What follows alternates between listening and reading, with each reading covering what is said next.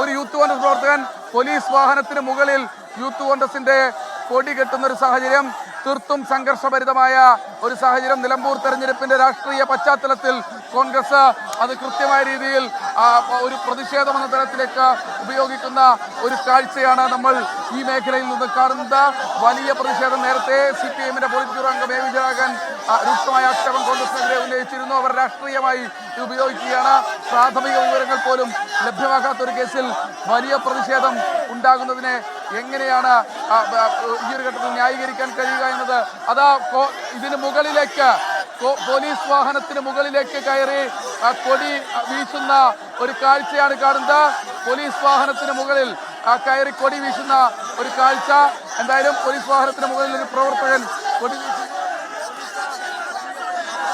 ശ്രീ സുകുമാരനാണ് ഇപ്പോൾ വിവരങ്ങൾ നൽകിക്കൊണ്ടിരിക്കുന്നത്. വലിയ പ്രതിഷേധമാണ് അവിടെ ഇപ്പോൾ ഉണ്ടാകുന്നത്.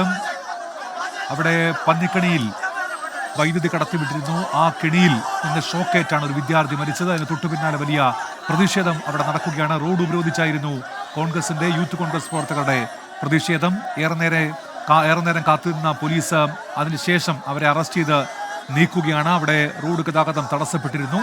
പ്രവർത്തകരെ പോലീസ് അറസ്റ്റ് ചെയ്ത് നീക്കുകയാണ്. അതിൽ വലിയ പ്രതിഷേധം ഉയരുന്നുണ്ട്. വാഹനത്തിനകത്തേക്ക് പോലീസ് പ്രവർത്തകരെ കയറ്റുന്നുണ്ട്. ചിലർ അതിന്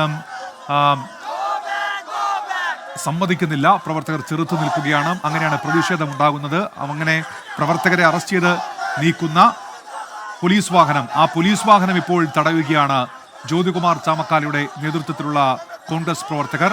ആ വാഹനം അവിടെ നിന്ന് പോകാൻ അനുവദിക്കില്ല എന്നാണ് ഇപ്പോൾ വ്യക്തമാക്കുന്നത് കോൺഗ്രസ് പ്രവർത്തകർ. അവർ പോലീസിന് നേരെ ആക്രോശിക്കുന്നുണ്ട്. ഒരു ജനകീയ വിഷയത്തിലാണ് തങ്ങളുടെ പ്രതിഷേധം എന്നവർ പറയുന്നുണ്ട്. പ്രതിഷേധം അവസാനിപ്പിക്കില്ല എന്ന് പറയുന്നുണ്ട്. പ്രവർത്തകർ വാഹനത്തിന് പുറത്തേക്കിറങ്ങാൻ ശ്രമിക്കുന്നു. പോലീസ് അവരെ വീണ്ടും അകത്തേക്ക് കയറ്റുന്നുണ്ട്. വലിയ പ്രതിഷേധം. മുതിർന്ന പോലീസ് ഉദ്യോഗസ്ഥർ ഉൾപ്പെടെ അവിടെ എത്തിയിട്ടുണ്ട്. പ്രവർത്തകരെ അറസ്റ്റ് ചെയ്തു കൊണ്ടുപോകുന്ന വാഹനം തടയാനാണ് ഇപ്പോൾ കോൺഗ്രസ് പ്രവർത്തകരുടെ ശ്രമം. അവർ പോലീസുമായി വാക്കുതർക്കത്തിൽ ഏർപ്പെടുന്നുണ്ട്. ഉന്തും തള്ളും നിൽക്കുന്നുണ്ട്. അവിടെ മിനിറ്റുകളായി സംഘർഷാവസ്ഥയായിരുന്നു. പ്രവർത്തകരെ പിന്തിരിപ്പിക്കാനുള്ള പോലീസിന്റെ ശ്രമം ഒരു ഭാഗത്ത് നടക്കുന്നുണ്ട്. പക്ഷേ അവർ അതിന് വഴങ്ങുന്നില്ല.